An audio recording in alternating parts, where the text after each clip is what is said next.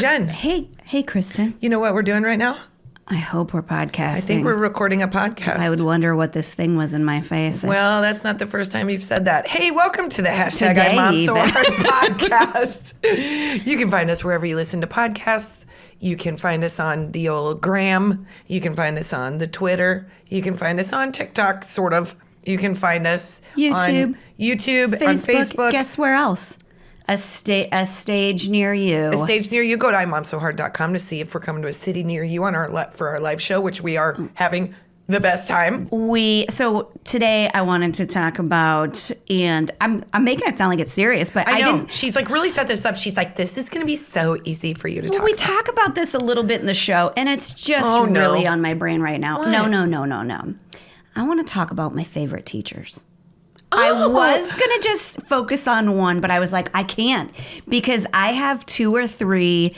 And then as I was thinking about it, there's a whole bunch. And I know this is easy for you because you have one big one in your life that's... what do you mean? Terry, your mom. Oh, yeah, my mom. Anytime, this is what's great, is anytime that somebody talks about a great teacher or... like, here's what you should do when you teach is you do bring up your mom. You're like, you know what my mom used to do? And I think she's a great teacher. But that's why I don't use any anecdotes about, you know what she was like at home? Well, let's get into that later. I do have a hot flash for later, and you have a mom box. I do. Right? I do. We're here for all of it. You guys, I love talking about teachers. I know. Well, it occurred to me that, like, I love the kids' teachers, like the ones that they have this year. I'm just like super overjoyed with them. And then I read this article that was talking about like, here's 10 things that the teachers did during like 2020, 2021 that we don't ever really talk about. But I wanted to say them to you because not only we appreciate teachers, we shout them out. We cheers to teachers. Yeah. They saved our lives and our marriages during the last couple of years. Like it can't be said enough how like undervalued and underappreciated teachers are. And we talked a lot about frontline workers, and rightly so. But when I was listening to the teachers and, working with Finn and working with Eleanor at different times and different voices, and they all kept their wits about them and they all had nice, lovely voices. Yeah. I was like, you guys, this is the hardest thing that can be done is 25 like third graders or second graders who don't understand what's going on. Yeah. So we're just going to cheer, high fives all those teachers out there. Yeah. So this article that I was reading about was talking about how teachers had to, well, a lot of them are quitting too, by the way. Which I understand. I'm just going to say it. Maybe I wanted to talk about this because I want to beg you to not quit. Because we desperately... We need teachers more now than ever. But it's hard, man. You get burnout. I was a teacher for 7 years, and I got burned out. I was teaching at a school that was tough. Yeah. And I was also having babies and starting my life in that direction. And it wasn't the job. It wasn't the career I had set for myself. It was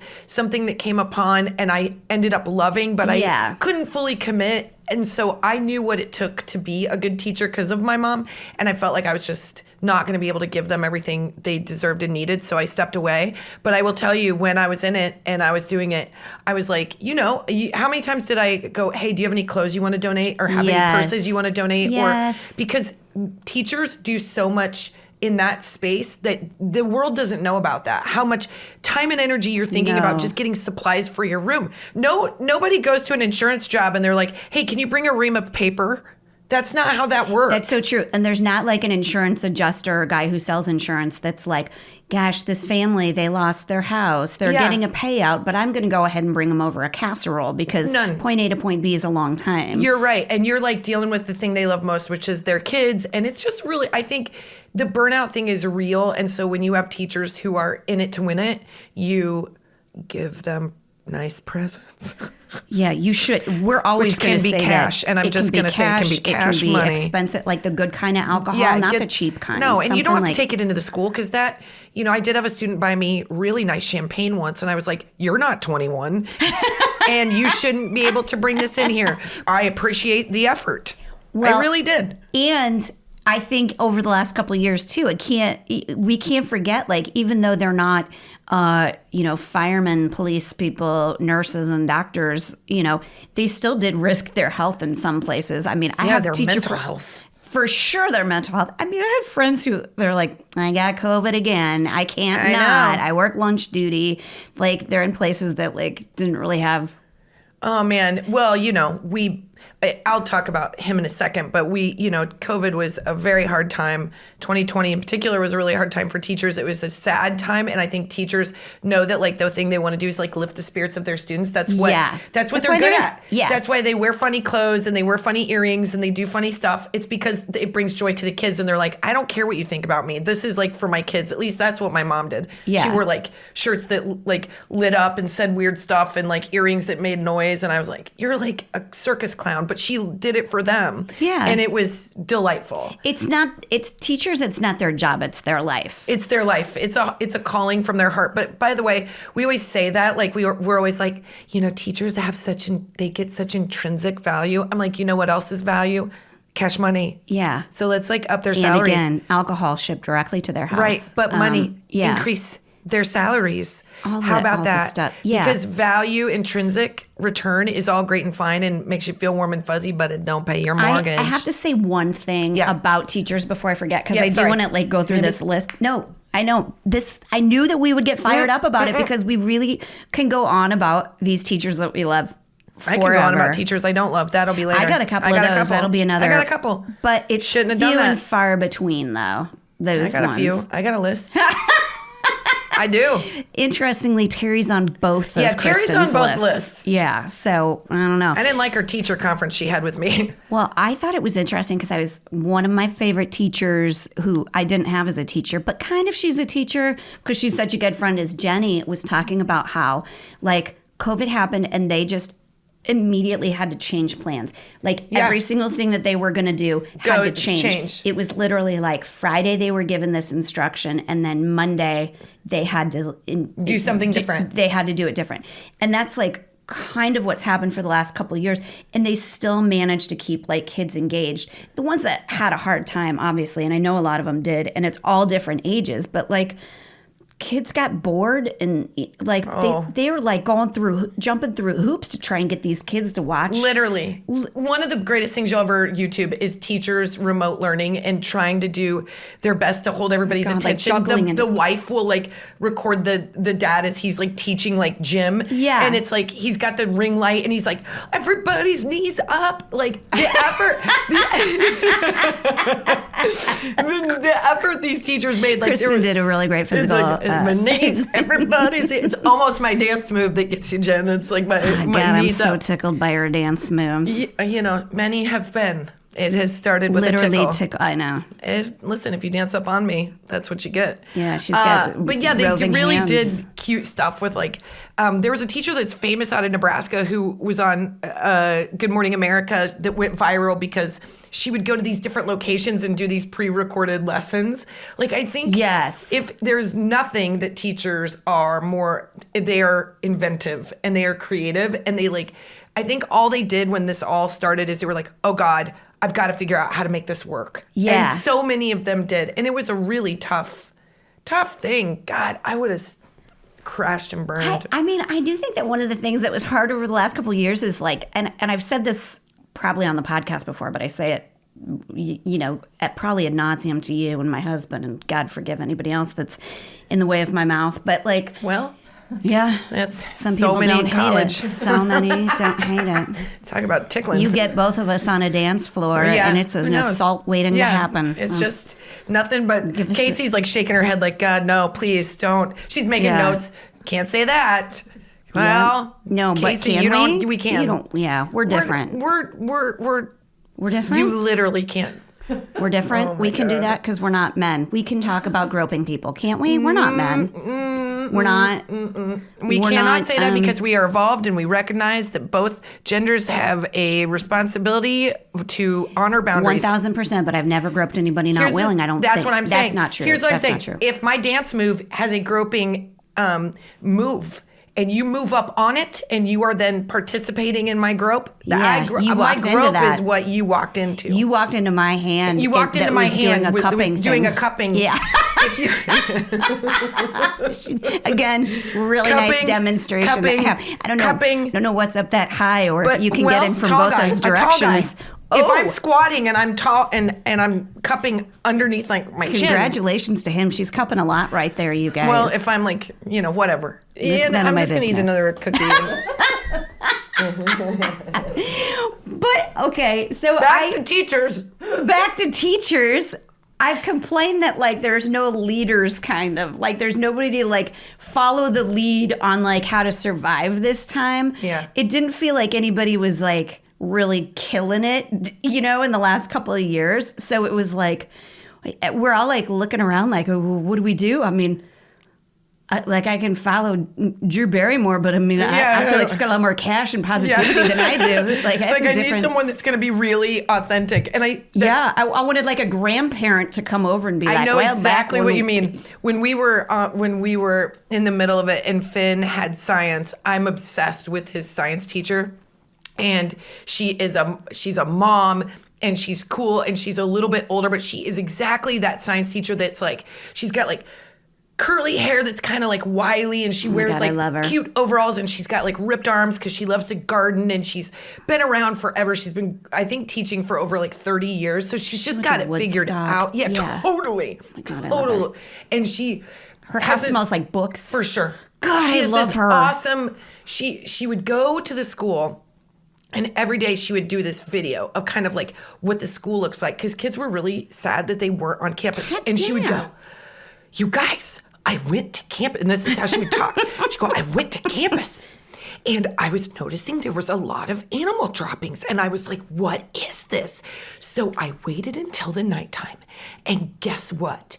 There were 12. I counted 12 coyotes on the grounds because they are coming down from the mountain and they notice that there's no kids around. So they're like, hey, coyote friend, do you want to hang out? And so I've got like goosebumps. I know. All the kids are like, and they're engaged and she's got like this storytelling voice. And then she's like, science ends and she goes, now listen, I know this is a hard time, but you and we will get through it together. Aww. And then I am behind, both Colin and I are literally behind the doors and we're on the other side. We're like, thank you. Does she know? And my son's like, why are you here? Like, get out of my Zoom. Don't embarrass me. What are you doing on my Zoom? Yeah. But put a shirt on too, Mom. Everybody can see you. That's the thing. The teachers, we could hear them. So like there were so many times that I felt like, okay, at least this one thing is happening. There's like, they're learning math. I don't even care if she even really learned it. I was like,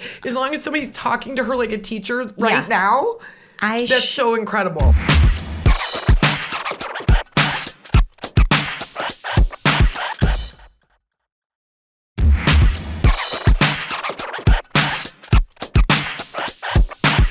I shit you not. It's such a Nebraska I know, thing. Sorry. Both my kids' teachers during that time reminded me like, oh, look, you have a nice voice you can use. You don't always have to use the like I know, they're pandemic stress at the end of your rope voice. You can fake it because guess what? You probably would if it were somebody else like on the line. And who needs it more than your kid right now is a little bit of like understanding, right? Well, the teachers did. So I absolutely followed their lead and they kind of gave us direction that we didn't have, in my opinion, because they were beacons of hope. Yeah. And you know what? You had to help your kids, which kind of gave you a more noble purpose than complaining on Zoom with your coworkers and stuff. With them. Yeah. And that felt really good. Yeah. So it's not even that we're appreciating teachers on behalf of our kids. It's like this weird thing that they probably don't even realize is how much they helped us. Totally. Like they gave us direction. Yeah, they gave us direction. They gave us an example of how to operate, of like things we can talk about, and it was terrifying. There were times that I was like, oh my God, I don't know how to do grouping. And Eleanor was like, Mom, we're past that. And I'm like, I need one more. You know what? I didn't get that exit exam. I'm not ready yet. Yeah, I'm not ready. And Eleanor's, I am. And I was like, well, you're in second grade. You're way ahead of me in math altogether. Both my kids have already surpassed my knowledge. And I say that all the time. And I'm like, don't use that against me because I will hire somebody. Yeah, my son fully knows. Like, he looks at me and he's like, is Dad here? I don't know why you're pretending that math book's upside down. You're trying to look like you know what you're doing, but it's upside down. It's embarrassing. And why are you smoking a pipe? I said a horrible thing. I know how horrible this is, and anybody that's like a math teacher is going to punch me in the face. I fully invite you to. Oh, no. Yeah. Oh, Jen Wisdom is about to come down. Well, Dash was like, well, we're learning about area, and I'm like, great. That's one thing I know. Yep. Because no one buys more rugs than length Jen. Times width. Yep. Surface area. You come to me and I go, here's the thing nobody's going to tell you, Dash. Oh, God. Area and percentages are pretty much all you need to know, unless you're your Uncle Jeff, who's a mathematician and has a great job with wonderful benefits. Unless you want to be successful in life, or you want to be a good shopper, you follow my notes, buddy. You want to have lots of money, be like Jeff's your uncle. Notes. Yeah. Listen. I will tell you this. We say that all the time. Like, all you need to know is percentages and like real-time math. But deep down inside, mathematicians, like math teachers, are rock stars to us because they're like, they got the secret sauce that we don't have. Oh my God. Their brain operates on a level. Mine has been dead and full of cobwebs for so long. Oh my God. Math was so hard for me, and at the peak of my wonderful attention deficit disorder, I'd kind of spaced out 2 years of math. So I got to like my freshman year of math, and I was she like, couldn't even pick the teacher out of a lineup. I know. I was like, what is this that we're doing? Yeah. So I didn't have ADHD, and I did the exact same thing. It was. I think math is taught in a different way, and everybody talks about new math being so bad. I actually really like it. I do too. I think it's really smart. Now that I get it. And now that I get it. Listen, I'm in classes. Eleanor's teaching me. Everything's fine. That's literally what's happening in my house. And I'm like, I get that. I go, that's actually the way my brain sees it. Everybody's brain sees it like that. It's less complex. It helps our brains operate. And these teachers that have to teach this new math do not need us parents going, well, I like the old math. Like, it doesn't help anything. I'm like, well, you know what? There's some that are like, I like the old racism. It works for me. I think, listen. I'm quoting members of my extended family, but I shouldn't. Humble pie is good for all of us. And I think when we started to look at having to help our kids and help our teachers help our kids, I'm the first to admit that I was like, man, my kid is tough.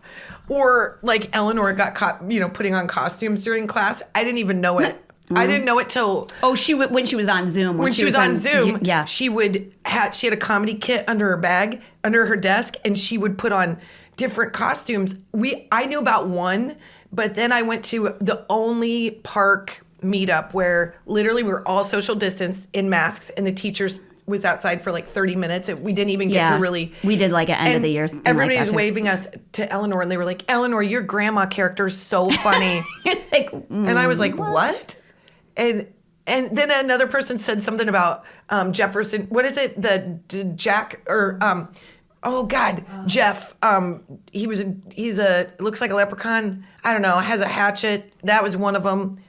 Paul Bunyan. Jeff. It was Paul Bunyan. I forget the name. And so she would act like she had a hatchet with a full beard. I had no idea this was going on. This poor teacher had to deal with my kid coming in doing her high five. Lumberjack Jeff. Okay, that's not an official. Right. And then the real estate agent you helped her with, and then she's got her disco lady. So evidently these were all coming out during Zoom. And I was like, I'm so bad that she's home and I don't know she's doing this. That's how bad I am. Where was I? Wasn't I supposed to be checking on her? Well, if she's not going to be on SNL, maybe she'll be a teacher, though. Or she'll go into engineering because she actually really is good at math. That's what I want. More power to her, because maybe I need her to give me a little refresher course or something. Well, she'll go there because of teachers, not because of me. I'll tell you that.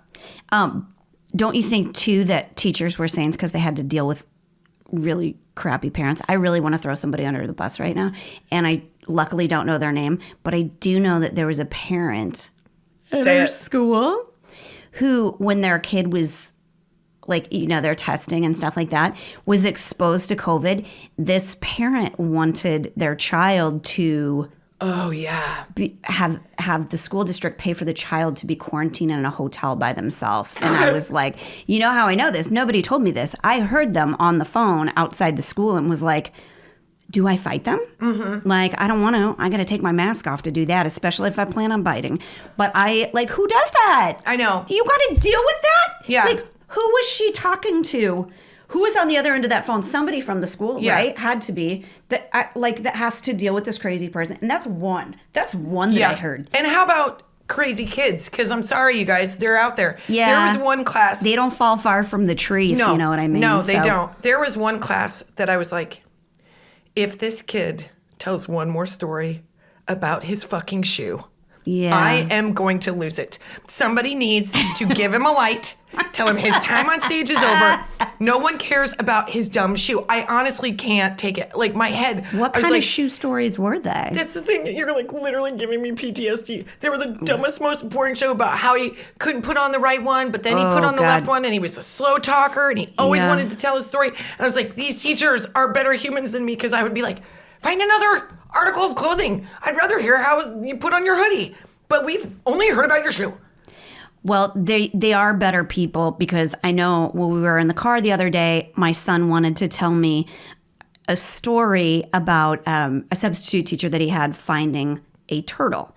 But he wanted to include all of the suspense that the teacher had put into the story. And he tries to relate this story. Oh, boy. And, they're at the age, is Eleanor doing this, where... It's probably a strong yes. My kids they're almost 9, 6. They are at this age where they will say, so, and then the and then the teacher, and then the teacher said, they add on a word every time, but they restart the sentence. And the whole story. So it's like bricklaying. I didn't know that was a diagnosed disorder that makes that painful. I think I do too, because you spit it out. We were in the car and Dash is telling this story about finding not just one turtle, 2 turtles, and how she ended up adopting both of the turtles. And it took 20 minutes, and the whole, because I was like, what? She adopted them, but he wouldn't let me finish it. I knew where he was leading me. I could tell, Jen, because of the that's how my husband tells stories. And if I give it up too soon, if I know the end, he'll start over. That's what mine does too. I'll tell my husband, you've told me this before, here's how it ends. He goes, I can't stop. He literally says, I still want to finish the story. My husband will go, have I told you this story? I go, every single time you see this, you tell me the story. And he goes, I'm awesome. Anyway, and then he'll start to tell me the story. I'm like, it doesn't matter. This is why teachers are great. They've heard the same thing 1,000 times. Here's the revenge for my husband, though. That was the second time he had heard that story. So he spent 40 minutes of his life hearing about 2 turtles that will never have anything to do with him ever, which I feel like, hey, this is how I feel when you talk about Colgate football. Yeah. Or Colgate hockey games that happened 18 years ago. Or your shoe. Exactly. I mean, all of it is, that's why we say that teachers are angel people. Can I tell you one of my saint teachers? Yes, please. Okay.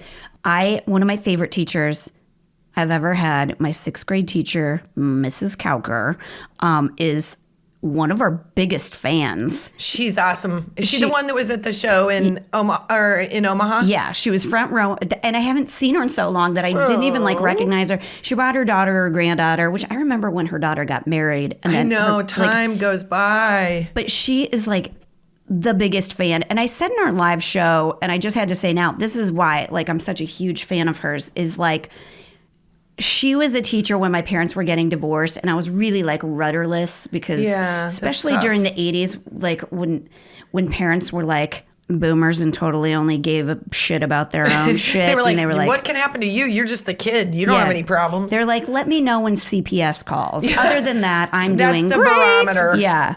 But she was such a great teacher and made me read all the banned books. She got me into The Hobbit, got me reading, and She turned you into a nerd? Yeah. She also made me join math club. Of course. And I hated math. And she's like, that's why you're joining it. Yeah. She, literally. But she made us make scrapbooks, made a scrapbook. That was part of our thing in school. It was you made your own autobiography, basically. That's neat. Which I still have. She made us write our own comic books. That's cool. With a character based on ourselves. Super blackmail material. I'll find it someday and let you read it. Yeah, that would be fair, because all your stuff right now is these are all really nice articles about you. That's not what we have on my side. Well, it was called The Green Dove, and that doesn't make any fucking sense. Well, it sounds really good. I'm going to love it. I'm going to be damn it. It's actually really good. It's not. I want it to not be. Maybe it was the Crystal Dove. No, I think it was the... That sounds too good. Both are dumb, the but Green great. Dove. I know. I can get behind them. And then I had Miss Phillips, which I think she was like a super important teacher in my life. She was my 4th grade teacher, which was like the start of my parents' Jeez. Oh. But she was the first. That's an important age. You need to have an advocate with you at that time. And she was hilarious is what I remember. Like, she got me loving books, like really like woke up my sense of humor, held my head and stroked my hair when we read Old Yeller. Oh, boy. And Where the Red Fern Grows. I don't know what she was trying to do there. But like, why don't you just make us watch Schindler's List too? Yeah, because she's trying to make you feel, and that's important at that age. You start to understand what compassion and empathy and sympathy and loss, and those are books that you have kids read, even though they are. Charlotte's Web ruined me. It'll ruin everybody. I know. That's why it's the saddest end to any book I've ever dealt with. Not as sad as the Old Yeller, because that one you just should stab me in the face. I told Dash no, he can't read it. I was like, maybe when you're in your 30s or something like that. I think I didn't know how the red fern grows for a very long time. I think I half read it, and then I was like, wait, what? They do what at the end? Why does the fern grow Why there? does the fern grow? Why I don't are there want to ferns? spoil it. It's the saddest dog death story, and it's a doubler. I don't know what you're doing. I don't know. Why two? Why two? Why can't one go on to be fine? You have spent 250 pages making me love these more than any living thing in my own life, Is and that then your you take challenge? them away. Yeah. But I read, it was very formative. But I will say, every other teacher thought I was like really kind of below average until that's not true. For real. I did get a 9% on a geography exam in the 3rd grade, which still haunts me. But she had me tested for gifted, which I was like, I don't even care if I am or not. But the fact someone looks at you and thinks that is so important. And I had a real severe speech impediment at the time. Like my R's were wonderful. Hey, man, I've been down all those roads. Were they like, do you have a tongue? Yeah. Like, mine were like, your tongue won't stop. Like, I was like, I still have it. I have a siblet S, and so I was just real spitty and lispy, and it was great. I mean, speech teachers. Let's shout out to speech teachers too, because I swear I had a desk. You have to wear you've had to wear like one of those things, those wind guards for like your entire career. And speech is hard for kids. Like I remember sneaking into speech class, like I was buying like hemorrhoid cream at CVS these days. You're like, anybody see me? I don't want anybody to know I got this kind of problem because it's too embarrassing. We did speech on Zoom the whole time when Finn was working because he's got tongue thrust. And so just in order for him to figure out how to work with so we could go into orthodontia, he had to do the speech therapy. Yeah. And this speech therapist was so patient. I mean, like, your mouth will start to spasm because you're using these muscles and you're using your tongue and you're using the back of your throat. It's very hard. And by the way, almost everybody has like a speech thing. That's what no one realizes. Like, nobody's really perfect. No, there's always a little bit of something. Some people call it an impediment. Some people call it, you're from Boston. It really just depends. It just depends on if you roll your R's or you don't roll your R's, or you enunciate or you don't. It just depends. You could sound like all my family from the western part of Nebraska. I just think I had a strong Rhode Island accent, which didn't fit in Nebraska. Yeah, if you would have moved, they would have been like, oh, you're just from Baltimore.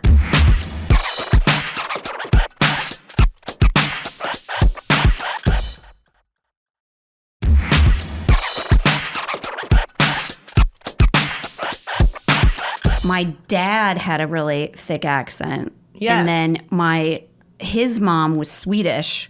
Like, oh, you're just going to sound like every Muppet. Totally. Yeah. She was like, I don't need to learn English. Bergen. And so I learned to speak basically from them. So there was no hope for me. There was no hope. That's exactly how it was going to go. Yeah. I have a couple teachers. First of all, I had a really wonderful speech teacher speech team, I should say. Oh, speech team. I can't forget one. She was awesome. I'm going to come back to her. Her name was Miss Hankinson. I think since then she has married and has a different last name, but she was really important to me. She was somebody who just liked me even though I was going through a lot. I can tell she means this because she's got her arms crossed in a defensive posture. So it means that we're getting down to the nitty-gritty of Kristin's feelings. Great. I will also say one of my favorite teachers was peeling onions now. was, I'm going to say these fast because I don't want to have any sentimental attachment to anything. Why? Because I don't like, I want to also shit talk the ones I don't like. That sounds like a lot of fun. Well, that'll I got be another episode. I got a couple that because I do too. think a conversation is like, what do you do if you don't agree with the teacher? Like, you don't always have to agree with them, but there are some where you're like, I have a disagreement with this teacher, but I still really like her. And then there's some, and I'm like, you just have a weird personality altogether. My mom had some epic blowouts with teachers, which, I mean, that could be an episode. Yes. Barb's blowouts could be an entire podcast. That's what we would call it. You know what? Barb's blowouts. Jen will talk for the next 40 hours straight. Once we start our own network, that's going to be the first other show we release. My mom will be like, how dare you? You do not do one about me. I'll be like, Terry, you got. I just freely talk about you all the time anyway. But I will say, Mr. Parkini, Lynn's dad. Oh yeah, he was my science teacher, and he was awesome. He taught biology, and so like 7th and 8th grade, and it was just really hands-on. And I remember like we got to dissect frogs, and we would draw them. It was really like cool. It's cool. It's also like.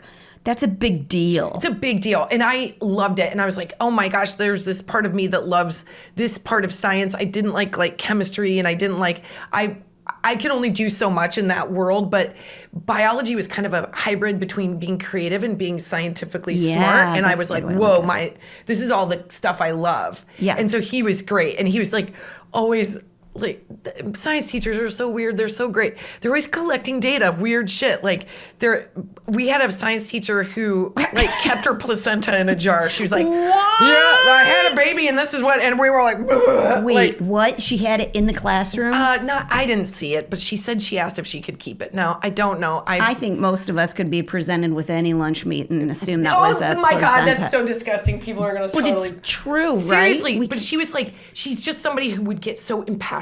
She was she won some like national... the teacher award, the teacher, yeah. Mrs. Williams, and she was awesome. And those were the kind of teachers that inspired me because they had energy and enthusiasm and love and warmth, and never got tired of teaching this thing. Like they always, that was the thing. I'm like, how do you teach this thing over and over and you love it every single time? And you're like, because it's so cool. Because they're dorks about it. You got to be a dork about it. You got to be a nerd about it. You got to be like geek out over like bacteria. Like that's just that's who you've got to be a teacher. You have to be enthusiastic about this thing. Yeah. And I will say my favorite teacher of all time was Paul Steger in my undergraduate, where he just everything I ever wanted to learn, he taught me, and everything about theater, about physical comedy, about the different kinds of theater. It was like the first time I ever got to just study the thing I wanted. In college. Yeah. So those are my favorite teachers. And then I have to say, that my husband is I know. going back to graduate school to become a teacher. I know. And he is going to be awesome. Yeah. Crap. No, that's okay. You should go to this. This mom. That takes us right to our mom box.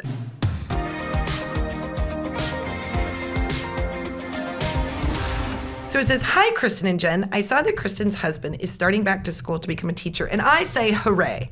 That's what I'm doing too, and it's never too late to follow your passion. The world needs more second career teachers. I think we bring a lot more to the table with life experience that might help inspire kiddos. I agree with that. I'm just going to say that. Can't stop myself. Anyway, I wanted you to know that I finally bit the bullet and got myself some curtain bangs, and I love them. Go you! Thanks so much for the inspiration. I'm trying to do more for myself this year, and this made me feel great. I will also obsess over them and constantly move them out of my face, but today with the salon fresh hair, I'm feeling like $1,000,000. Love you, ladies, and I hope you make it to Vancouver for a show. Her name is Michelle. She's got new curtain bangs. She's about to be a teacher.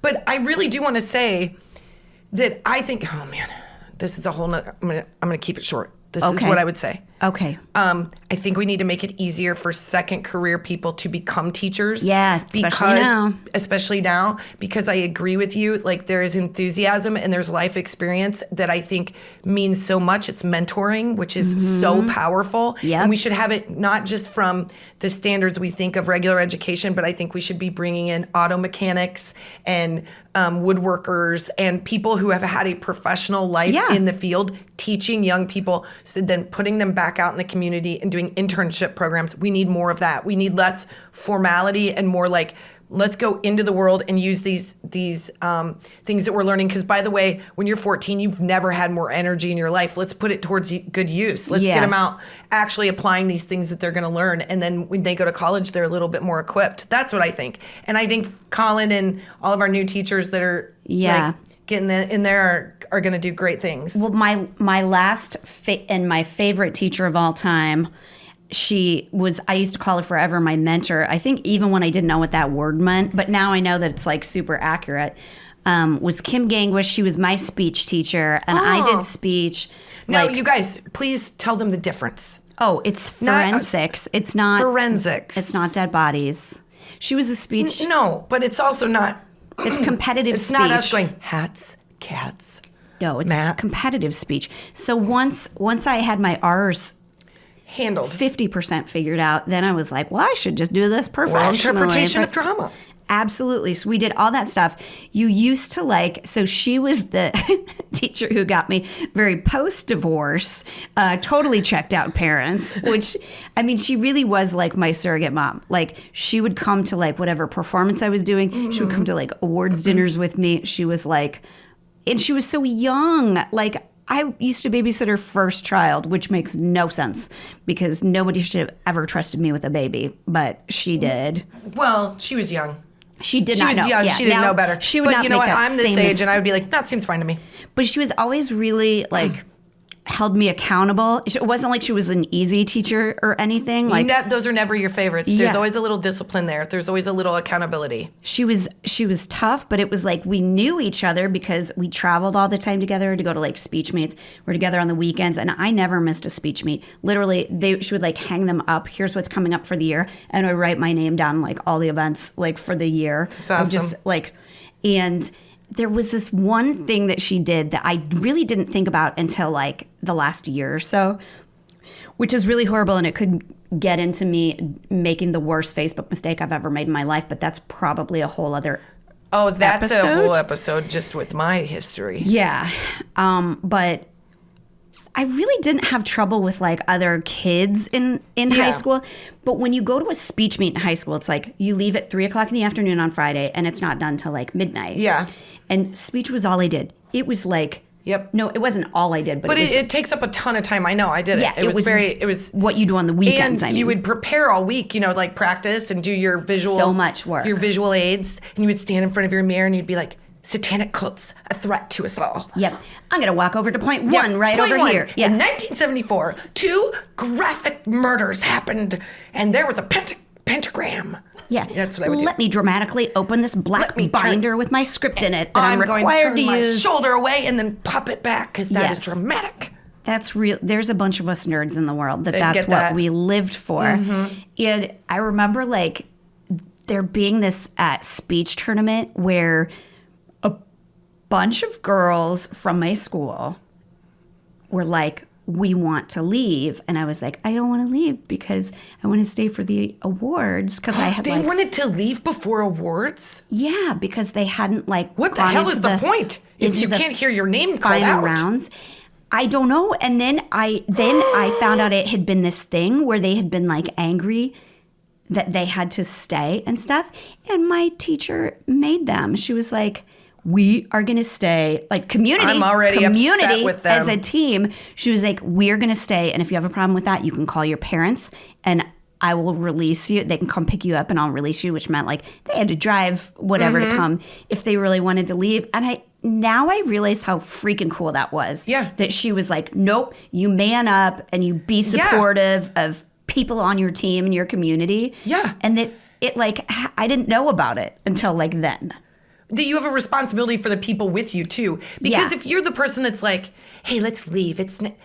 I don't know, to Dairy Queen," instead of listening to getting the you're not supposed to do that. That's against the rules. Like, do the thing that you're supposed to do. Like, and it's hard for a kid to assert themselves to other kids. It's really important that adult shows you how to do it. Exactly. And then you make the right choice, and then you're better off. Yeah.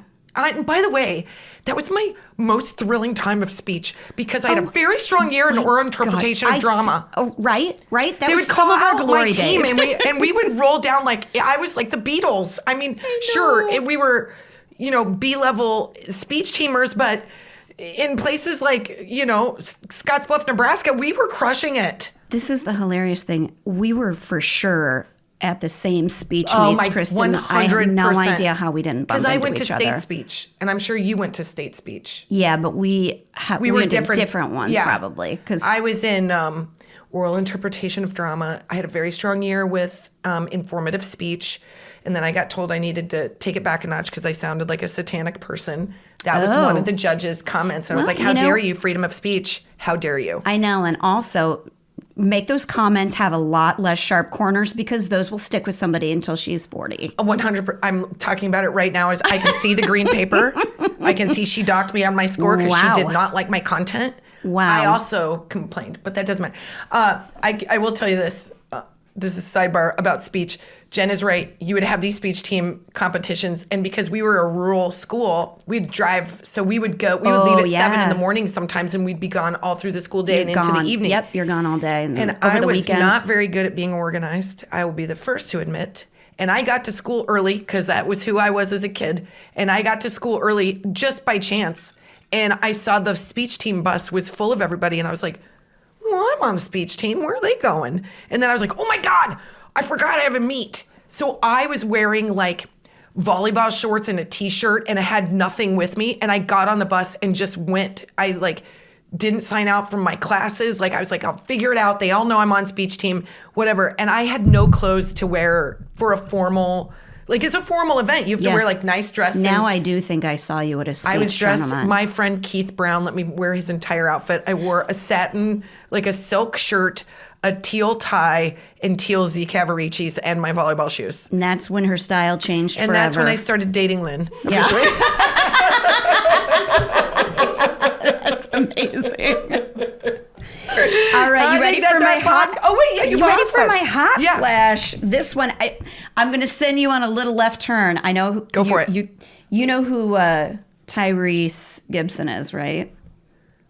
Wasn't he that really hot black guy from Fast and Furious? Fast and Furious, yeah, and he's a singer and stuff like that. Yeah, he's not the hot flash. Okay, who is it? So first of all, I have to say. His mom, he had a difficult childhood. He did. Boy. Okay. He went to school in Watts, didn't eat most days. His mom had 4 kids. The dad left when he was 6 or 7. And his mom has COVID right now. Good. I hope she's fine. And then he studied music and acting at Watts High School. And so I'm going to read this. I read it in an article. Tyrese cited his high school music teacher, Reggie Andrews, as a mentor to him in an Access Hollywood interview from 2019. Since there were many days Tyrese didn't have a quarter to pay for the bus ride to school, Reggie would drive him so Tyrese could make it to class and avoid walking through the rough parts of his neighborhood. So my hot flash is Reggie Andrews, the teacher who is not phoning it in. But is a direct result of that guy making it and giving him the chance to do his best work. Helping out a mom. Don't you love people like that? I love people like that. And there's so many of you out there that maybe you don't know that you're making a difference, but you really are. And it's just the little things. It's the little aside conversations that you have with a kid that's really special, or the goofing around, or the little notes that parents or teachers send home. They're like, you're an A+. There he is, and that's his teacher. Good Lord, he's good looking too. I'm just the teacher's good looking too, you guys. That's who I was talking about. We know he's hot. Yeah, he is. Look at that smile. It's ridiculous. Just so teachers, share this with your friends. We love you. We thank you. And that's our podcast. Yay.